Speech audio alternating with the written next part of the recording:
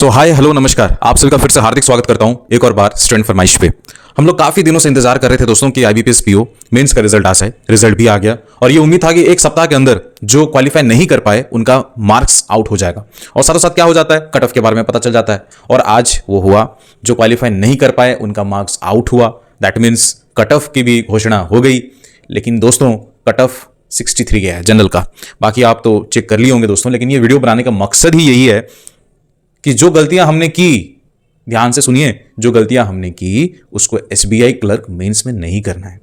आप अगर IBPS PO mains disqualify हुए हो, यानी क्वालिफाई नहीं हो पाए हो, मतलब आप ये समझ जाइए कि आप में से 90% लोग तो एसबीआई क्लर्क का मेंस लिखने वाले हैं। और जो गलतियां आपने एक की, उस गलती को आपको रिपीट नहीं करना है। और वो गलतियां क्या थी? गलती ये थी दोस्तों कि हम, आप देखिए ना, सेक्शनल कट ऑफ देखिए, रीजनिंग का देखिए 3-3.5 कुछ मार्क्स है। क्वेश्चंस थे जो आप कट ऑफ को पार कर सकते थे। मैंने तो जो मेरे को जो लोगों ने बोला है कि सर रीजनिंग में हम सेक्शन में क्वालिफाई नहीं कर पाए, तो क्वेश्चंस थे जो आप कर सकते थे। 5-6 क्वेश्चंस थे जो आप कर सकते थे। डेटा सफिशिएंसी क्वेश्चंस हुआ, जो भी है मैं उस डिटेल में नहीं जाऊंगा।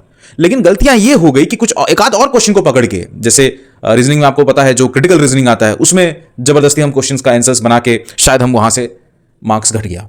तो ये चीजें नहीं करना है। अभी आपका एक और मेंस आने वाला है और याद रखना, ये मेंस अगर आपने क्वालिफाई कर दिया तो फिर आपको इंटरव्यू तक भी जाने की दरकार नहीं, आपको नौकरी तय है। और वो है एसबीआई क्लर्क मेंस।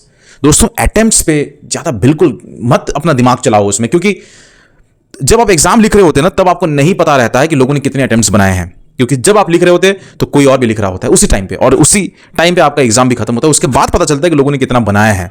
तो ये जो जबरदस्ती का जो अटेम्प्ट्स कर लेते हैं ना, या तो वो इंग्लिश का हो या तो वो जनरल अवेयरनेस का हो, just for the second attempt थोड़ा अच्छा दिख जाए और ये उम्मीद में बैठे कि हम इंटरव्यू क्वालिफाई कर जाएंगे, और वो फॉल्स उम्मीद होता है। और वो उम्मीद ऐसा उम्मीद होता है दोस्तों कि रात को सपने भी आते हैं कि हम आईबीपीएस पीओ क्वालिफाई कर चुके हैं, लेकिन ये फॉल्स उम्मीदें हैं दोस्तों। यही चीज मैं बताना चाहता था इस वाले वीडियो में। और वो चीजें ड्यू प्रैक्टिस से आती है। आप जितना प्रैक्टिस करते हो, घर पे बैठ के जो मेंस लगाते हो, और उसमें भी आप परसेंटाइल देखा करो ना, उसमें ये देखो कि आप कितने एक्यूरेसी के साथ क्वेश्चंस को बना रहे हैं। जब मेंस की बारी आती है ना दोस्तों, याद रखना, जितना कम अटेम्प्ट्स लेकिन आप एक्यूरेसी के साथ रहो, तो फिर देखो हर कोई तो चाहता है कि मैक्सिमाइज करें हम अपने अटेम्प्ट्स को। लेकिन अटेम्प्ट्स अगर कम भी है ना, मैं आपको पिछले वाले वीडियो में भी बताया था, अटेम्प्ट्स कम भी थे लोगों का, बट फिर भी वो क्वालिफाई कर गए। पता नहीं कि वो फाइनल सिलेक्शन ले पाएंगे कि नहीं ले पाएंगे, but at least they are going to sit in the interview. तो वो चीजें हैं। आप ये चीज गलती मत करो। आप डेली, अभी भी आपके पास समय है, 2-2 दिन में एक का मेंस का मॉक टेस्ट को खत्म करिए। मेंस मॉक टेस्ट आप उठाओ गाइडली से, गाइडली का मेंस मॉक टेस्ट उठाओ, प्रैक्टिस करो। एसबीआई क्लर्क मेंस आ रहा है, बंडल पीडीएफ कोर्स आप खरीद लीजिए, अच्छे क्वेश्चंस का प्रैक्टिस करिए, डर नहीं होना चाहिए। और होता है ना कि मतलब प्रैक्टिस जितना करोगे उतना ही अच्छा होगा।